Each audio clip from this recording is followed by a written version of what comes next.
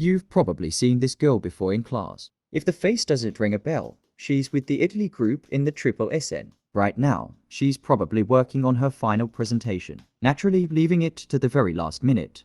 Classic. So, grab a coffee or a tea, because her podcast is about to begin. Whoever it is, I think he's right about one thing.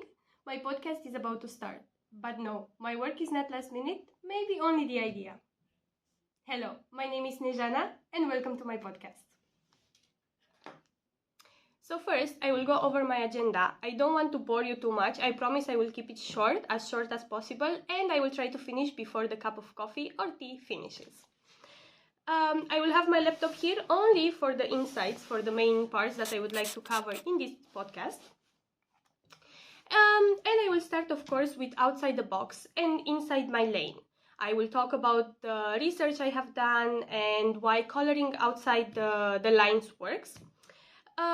After that, I will move on to flip the lens. I would like to talk about how fresh perspectives changed everything, because in Triple S we gathered students from all over section, from different studies. Then I will move on to the roads we almost took, because of course when you work on such a big project you have a lot of options, you have to explore a lot of things, and I will explain why we chose our path, the end product that we chose. I will then move on to the borrowed brilliance and how other disciplines added unexpected value actually. And lastly, I will talk about the better together and the role of collaboration in making everything come to life. This will all be combined. It will not be separate, I will say. It sounds just better in my head. And lastly, I will also talk about my goal, because before we started this semester, we all established a goal. Mine was time management, and I will go over that as well. First of all, I will go over the research. Our team has decided that the base of our project will be research, because in order to know who we are targeting, in order to know the entrepreneurs, we need to know more about the region, we need to know what challenges they are facing, and what limitations do they have. We focus more on the Piedmont region to have a broader view about the Spanish road, and we have created 4 main research questions. Those 4 main research questions, we have divided it into sub questions.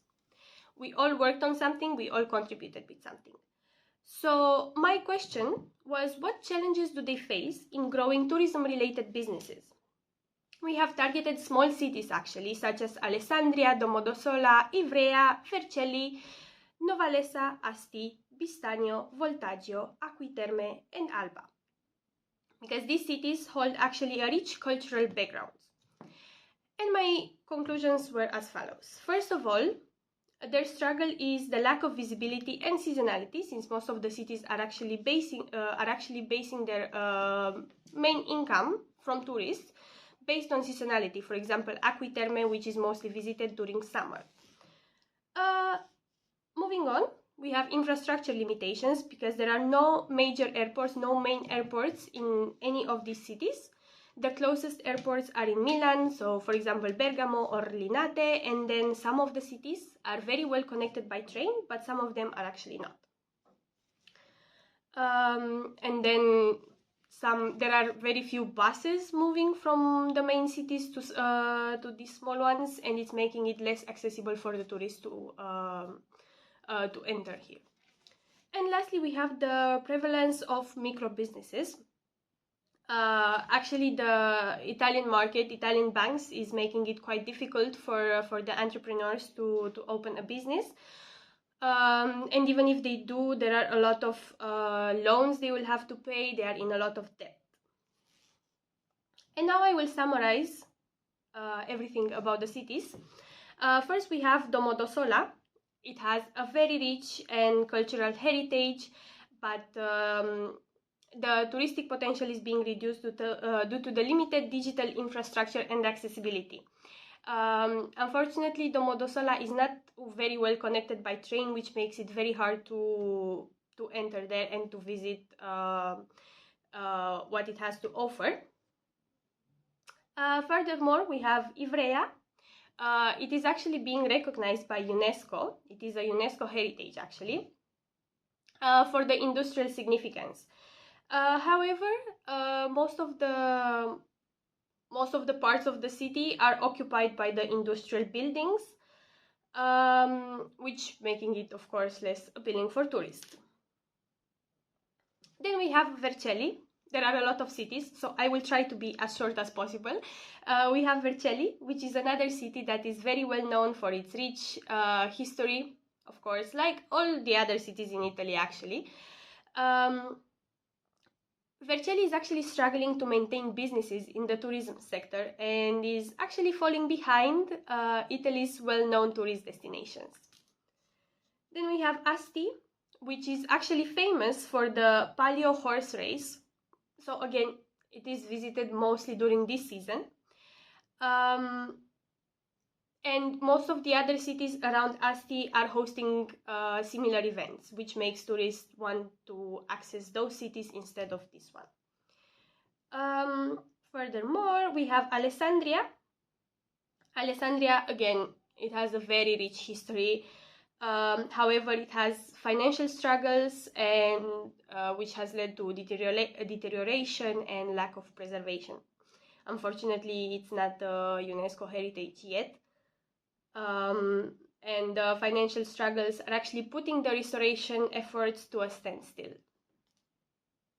Then we have the Acqui Terme, which, like I mentioned, is facing challenges due to its seasonality. It is actually very well known for the thermal baths since the Roman times. However, the spa industry has experienced a small decline again because of the bigger cities where tourists prefer to go. We are moving on to Alba, which is experiencing controversy when it comes to labor, actually. The city is experiencing labor shortages for the well-known wine industry. It will be amazing for the tourists to have the experience of tasting the wines in Alba, especially since it was part of the Spanish Road. But all of these come with ethical concerns because it's relying heavily on migrant workers that are being underpaid. And lastly, together we have Bistagno, Novalesa, and Vitaggio. Since there is limited information available concerning tourism, I couldn't find much information, so I just tried to summarize everything and to try to adapt it to what I have found until now. These are actually smaller cities than the ones mentioned above, and they are not at all connected by airport or trains or even cars. It is quite hard to access these cities. All right. Now I will try to combine the teamwork together and to talk about how the other perspectives actually influenced our end product. First of all, I would like to say that for the end product, we did have a team member that had design classes, which led to our booklet, which you can see at the end. First, we wanted to create a digital product or something very appealing that will tell a story, maybe something that can be used for VR or AR or something in that area. But we have realized that the entrepreneurs are actually not informed about the Spanish Road, and they don't know how to use it.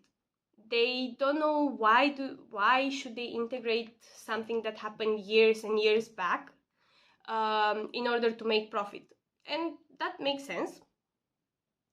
So we have decided to first inform them. We have decided that in order to create a product, we have to keep the entrepreneurs informed. It was quite difficult to actually find information about this. And while conducting the research, we were thinking and trying to brainstorm on where to find the knowledge for it. We tried to reach out to a person from Italy, but it was quite difficult due to all the days off, vacations, and of course their schedule. So we tried Google Scholar. We did try to find articles, even on ChatGPT. We tried as a last option. We tried to go on ChatGPT and find the necessary information, but it was not available. So I was thinking, it was just a thought that crossed my mind while we had the meeting. Why shouldn't we search for the information in Italian? Because it makes sense that since these cities are very small and very less known, they're not that popular, we should just try to search in Italian because information will be there. And it was true. It was not what we expected. For example, if you search the Netherlands, if you search Amsterdam, if you search Rotterdam, no, but we did find something, and everything helped us to have the idea for the final product. And we were actually lucky because we have another team member that speaks Italian, and it was easier to translate the web pages. I will have another great example about our collaboration, because our group has different knowledge, of course. We also had a lot of the team members contributing to the history part. Some were actually passionate about this subject and had a lot of information already about the Spanish Road, while for me it was the first time hearing about it.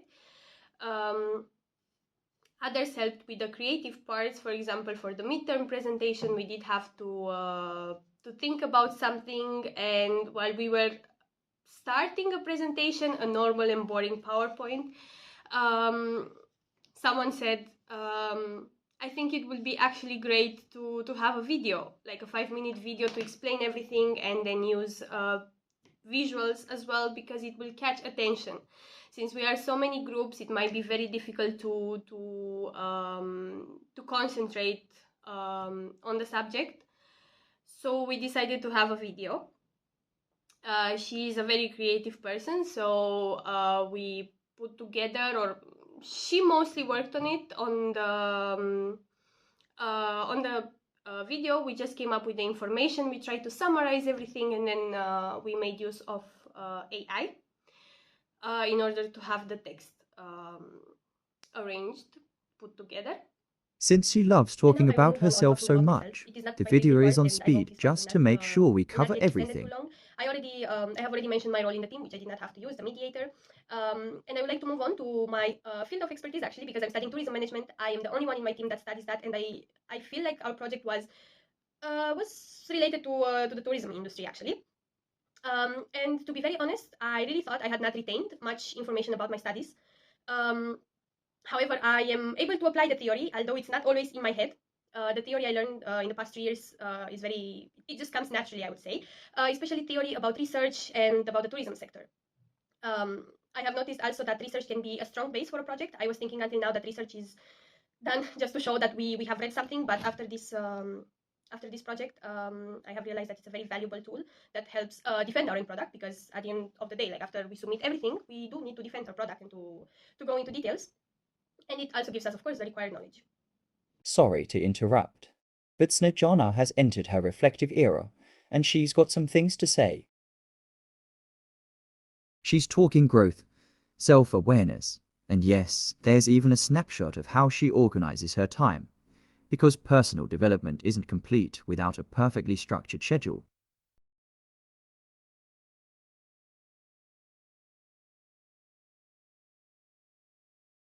Since starting university, she's made serious progress. What used to feel intimidating is now a chance to speak freely and confidently. She's proud of how the project turned out. Sure, she's got a critical eye mostly toward herself, and she knows there's always room for more client communication or a quicker process, but honestly, it was a strong performance.